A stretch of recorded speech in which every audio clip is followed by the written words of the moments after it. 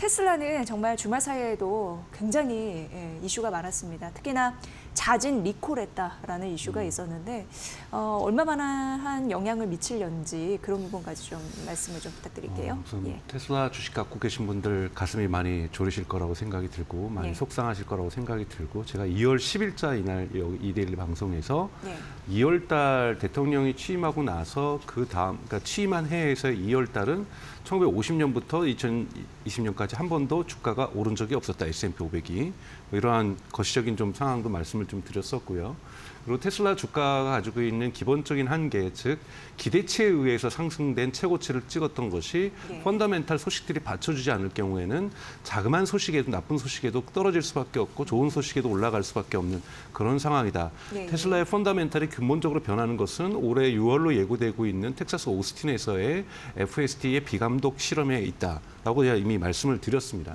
그러니까 이런 또 지난주 같은 경우 물론 미국 전체 S&P 500이 좋지 않은 상황이었습니다만은 특히 테슬라가 더 안 좋았던 것은 이런 소식인 거죠. 리콜 소식인데 사실은 이 리콜 소식이 일반 자동차에서의 리콜과 테슬라의 리콜은 좀 다릅니다. 이번에 리콜 당했던 것은 파워 스티어링 힐 쪽 관련인 건데 해서 약 37만 6천 대 정도가 리콜을 당했다. 모델 3하고 모델 Y죠. 근데 이거 대부분 보통 우리가 여러분 이제 리콜에는 두 가지 방식이 있습니다. 이제는 하드웨어 리콜이 있고 소프트웨어 리콜이 있습니다. 하드웨어 리콜은 여러분들이 다 정비소 가서 이 수리를 받으셔야 되는 거고 여러분들 스마트폰이라든지 노트북 같은 경우 가끔씩 업데이트를 하면서 버그라고 하죠. 버그도 일종의 리콜 대상인 거거든요. 버그라는 것도 오류가 발생했다라는 거고 오류를 수정하기 위해서 우리가 소프트웨어 업데이트를 합니다.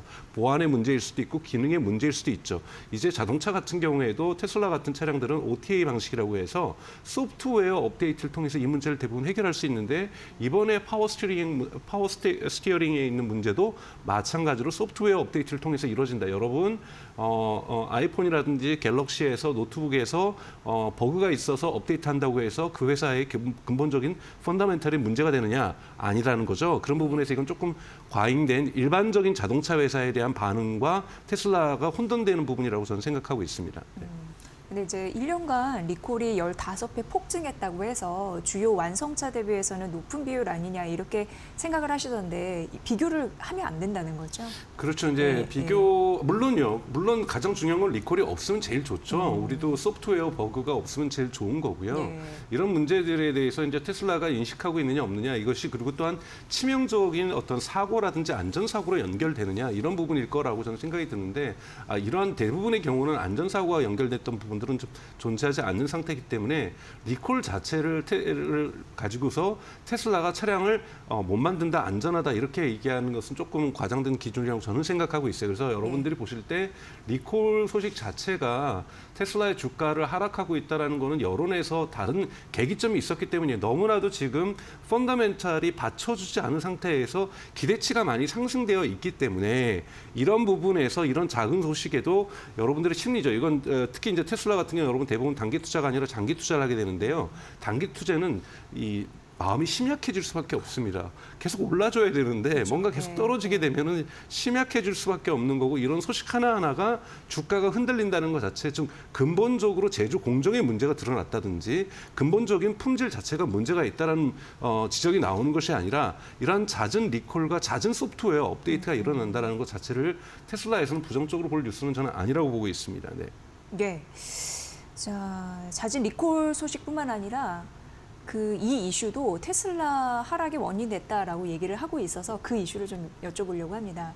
그 전기차 시장의 경쟁자라고 할 수 있는데 리비안의 이익 실적이 테슬라의 판매 실적을 넘어섰다라고 얘기를 하고 있는 상황인데 이게 과연 테슬라에는 잠재적 리스크가 될 수 있을지가 궁금했어요. 저는 전혀 아니라고 보고 있어요. 리비안 같은 경우에는 이제 물론 이제 폭스바겐과 같이 연합을 한다든지 이런 의미에서 있을 수 있지만 여러분 정확하게 보시면 리비안이 2024년 작년 4분기에 팔았던 실적을 보면은 판매량이 14,813대예요. 그리고 작년 총 판매량이 51,579대입니다. 그러니까 5만 대 파는 차량과 180대 파는 차량의 회사를 비교해서 경쟁사라고 얘기를 할 수는 없는 거고 다만 리비안이 지금까지 적자를 보다가 이제 적자 구간에서 흑자 구간으로 변경됐다는 부분에서 리비안에게 우리가 박수를 쳐주는 거고 전기차 부분에서 경쟁자가 성장한다는 건 좋은 거니까요.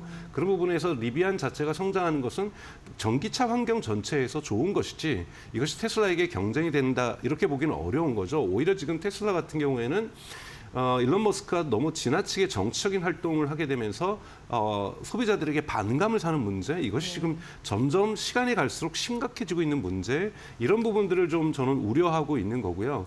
그리고 또 하나는 FSD만을 지금 바라보면서 지금 모델 Y를 제가 지난 2월 10일에도 말씀드렸던 것처럼 1, 2월에는 판매를 하지 않는다라는 것 이건 정말 경영진에서 여러분 대범하게 주가를 신경 쓰지 않겠다라는 결정을 한 거거든요. 우리는 3월 달에 매출을 올릴 거야. 왜 1, 2월에 예약을 해도 흔히 말하는 인도는 3월에 이루어지기 때문에 1분기에 판매 실적은 테슬라는 거의 포기했다고 볼 수가 있습니다. 좀 이러한 거친 지금 지뢰밭과 거친 풍랑들을 테슬라 주가는 헤쳐갈 수밖에 없는 상황이 언제까지 지속되느냐? 6월까지 지속될 수밖에 없다. 2분기까지요? 네, 그래서 좀 마음을 좀 단단히 먹으셔야 되고 결코 단기 투자가 아니고 장기 투자자라면 이런 심리적인 하루하루의 등락폭과 이러한 낙폭과 상승폭에 대해서 너무 일희일비 안 하시는 것이 좀 좋지 않을까라고 저는 개인적으로는 생각하고 있습니다. 네. 말씀을 들어보면 테슬라의 주주들은 2분기까지는 안전벨트를 좀 매고 그렇죠. 일희일비하지 않는 그런 마음가짐이 좀 필요하다라고 조언을 해주셨고요. 네. 이슈는 너무 상당 부분 많아요. 그렇죠. 그래도 이슈는 많죠. 네. 인도 얘기도 지금 나오고 있습니다.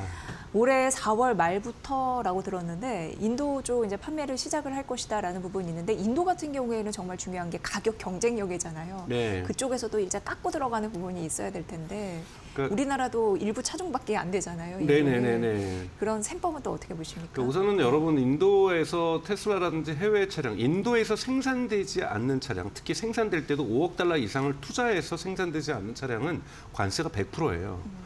인도같이 가청소득이 낮은 나라에서 관세가 그냥 100%라는 건 가격이 2배가 된다는 거잖아요. 아무런 수입차는 경쟁력을 없게 내수 산업을 보호하기 위해서 과거 70년대 남미, 아르헨티나나 브라질에서 했던 방식과 똑같은 자국 산업 보호 정책을 지금 쓰고 있다는 거고 타타라고 하는 인도의 전기차 기업을 밀어주기 위한 조치라고 보고 있습니다.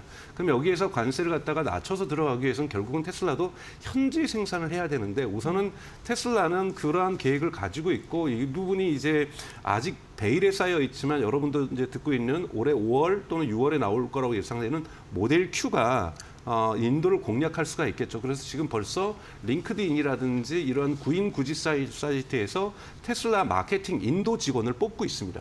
이거는 테슬라가 인도에 진출하겠다는 계획을 갖고 있다는 거고 사실 이런 계획은 과거에도 여러 차례 갖고 있었죠. 근데 문제는 트럼프가 그랬더니 좀 부정적인 발언을 한 거예요.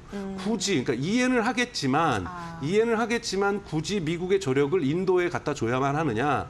근데 이거는 이제 설득의 문제인 거고 협상의 문제인 거기 때문에 트럼프가 지금 완전히 반대한 것은 아니지만 트럼프가 우려를 표현했다. 이런 부분에서 이것이 쉽게 성사되기는 어렵지만 만약에 테슬라가 인도에 공장을 짓고 인도 시장에서 관세 장벽을 넘어서 테슬라가 지금 모델 Q를 갖다가 인도에서 생산할 수가 있다라면 테슬라 주가에는 대단히 큰 긍정적인 영향은 줄 수 있다라고 볼 수 있습니다만 여러분 아직까지는 너무 기대치를 높일 필요는 없다라고 말씀을 좀 드리고 싶습니다.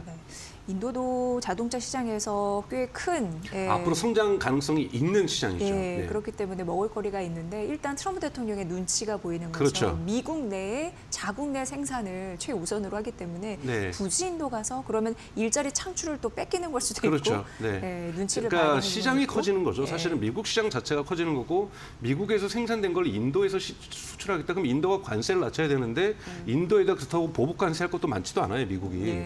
그렇기 때문에 인도 같은 경우는 참 그러니까 애매모호한 조건이기 때문에 초기 성장 시장이기 때문에 트럼프가 아직 관세 정책에 대한 모든 가이드라인을 확정한 것이 아니기 때문에 인도 같은 국가는 예외 조항으로 선택할 가능성은 아직까지 좀 충분히 있다라고 생각해요.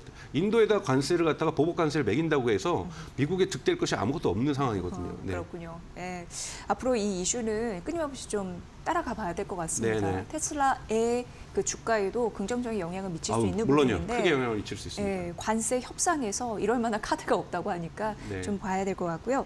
또 일본 정계. 사실 이제 닛산이 혼다와 합병이 무산이 됐잖아요. 네. 그러면서 테슬라에게 좀 투자 유치 좀 해줘. 이렇게 좀 하는 것 같아요. 예, 이거는 네. 뭐 어떻게 봐야 됩니까? 그건 뭐 이 이슈는? 닛산이 하는 것이 아니라 일본 정부 관료들이 하는 거겠죠. 우선은 네. 닛산이라는 건 이름 자체가 일본이잖아요. 그러니까 그만큼 일본의 상징적인 자동차 회사인데 사실은 지금 몰락하고 있는 거고 그 몰락하는 와중 속에서 여러분도 아시는 프랑스의 르노하고 합작 투자를 받으면서 조금 네. 생명선이 유지가 됐지만 이것이 지속되지 않으면서 여러분도 아시는 대만에 있는 폭스콘 아이폰을 지금 전 세계 물량의 78%를 만들고 있는 아이폰이 여러분 지금 대만에서도 그렇고 전기차 산업에 미국에도 공장을 짓고 있고 폭스콘이 대단히 공세적으로 전기차 산업에 뛰어들고 있습니다. 그러다 보니까 폭스콘은 닛산이 원래부터 전기차를 초반에 시작을 했었기 때문에 닛산 공장을 탐냈었는데 일본 입장에서는 이것을 외국 기업에 뺏기는 것이 좀 좋지 않았던 거죠, 감정상. 그래서 혼다에게 강제적으로 하라고 했었지만 제가 보기엔 큰 시너지 효과가 없어요. 둘 다 망해가는 흔히 말하는 내연기관차 그렇죠. 기업인데 네. 그러다 보니까 상징적으로 테슬라에게 요청을 한 건데 테슬라 입장에서 일본에다가 비싼 공장을 짓거나 닛산을 넘겨받을 이유가 저는 1도 없다고 생각해요. 이거는 그냥 일본 정부의 희망사항을 이야기한 거고 이 뉴스는 제가 보기에는 이번 주면 그냥 사그라들 거예요. 만약에 저는 테슬라가 닛산을 협업을 한다거나 닛산을 투자한다든지 닛산을 합병을 한다면은 테슬라 주가는 저는 폭락할 거라고 봐요. 네. 왜요? 여기는 테슬라는 순수한 전기차를 만드는 회사인데 닛산에 있는 80% 가까운 이런 내연기관을 받아 안을 이유는 전혀 1도 없다. 그렇기 때문에 이거는 그냥 일본 정부의 희망사항도 그리고 근거도 없고 가능성도 없는 희망사항의 외침이다. 그만큼 닛산이 절박하다는 얘기죠. 네. 그런 식으로 해석을 해봐야 될 것 같네요. 네. 그리고 강정수 박사님께서 테슬라 관련해서 매일 강조해 주시는 부분이 있습니다. 6월 텍사스에서 네. 비감독형 FSD 출시할 예정이다. 이 이슈에 따라서 주가의 방향성이 크게 달라질 수 있다라는 부분 좀 말씀해 주셨는데 지금 미국과 중국 사이에 어떻게 보면 낀 테슬라라고 얘기를 할 수 그렇죠. 있어요. 네. 그런데 만에 하나 이제 우려하는 것은 중국 쪽에서 자율주행 제동이 걸리지 않을까라는 우려감입니다. 좀 연결되어 있는 포인트가 있다면서요. 네, 사실은 2024년 7월 달에도 일론 머스크가 2025년 상반기에는 중국에서 좋은 소식이 있을 것이다. 네. 그리고 테슬라의 공식 x.com 사이트에서도 2024년 하반기에 2025년 상반기에는 중국에서 좋은 소식이 있을 것이다라고 얘기했다라는 것은 중국 정부가 관료적으로는 행정적으로는 FSD 허가를 검토하고 있다라는 뜻이겠죠. 예, 예, 예. 그렇기 때문에 그러한 신호들이 나왔다라는 거고 그러나 여러분들이 만약에 중국 정부 입장이라면 어떻게 선택을 하시겠어요? 여러분이나 너무나도 지극히 상식적으로 지금 트럼프하고 관세 부분에서 중국과 지금 힘겨루기를 하고 있죠. 테슬라 카드는 맨 마지막 카드입니다. 네. 맨 마지막 흔히 말해서 꽃놀이패인데 이 꽃놀이패를 지금 깔 이유는 전혀 없는 거죠. 만약에 정말 미국하고 경쟁에서 심각해질 경우에 우리 테슬라 FSD 허가 안 해줄 수 있어.